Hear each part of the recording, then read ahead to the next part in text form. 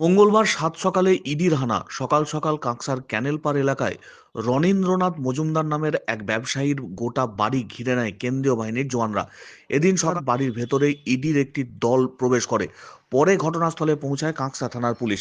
জানা গিয়েছে কাঁকসার রাজবাঁধে ওই ব্যবসায়ীর একটি মেডিকেল কলেজ রয়েছে, সেখানেও ইডির একটি দল হানা দেয়। কী কারণে এই হানা তা নিয়ে ইডির কোনো আধিকারিক কথা বলতে চাননি। একই সাথে সল্টলেকের হেড অফিসেও হানা দিয়েছে ইডির একটি দল। সূত্র মারফত এমনটাই জানা গিয়েছে।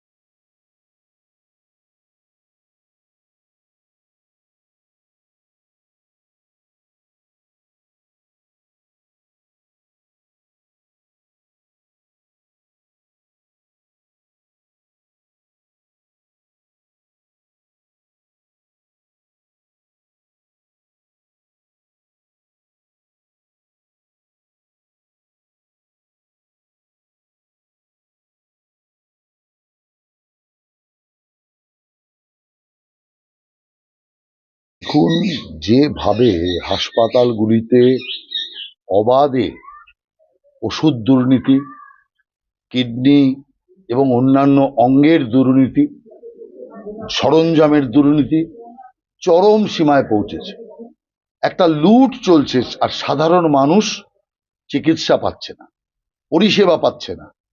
এর যে দুর্নীতি, এই দুর্নীতির মূল পর্যন্ত যাওয়ার জন্য লাগাতার ইডির ছাপা চলবে, ইডির অভিযান চলবে। এবং আমি মনে করি চোর মুক্ত স্বাস্থ্য ব্যবস্থা হওয়া দরকার। সেই চোর মুক্ত স্বাস্থ্য ব্যবস্থা করার জন্যই আজকে এই কাকসা থেকে শুরু করে রাজ্যের সর্বত্র ইডির অভিযান চলছে, আগামী দিনেও চলবে।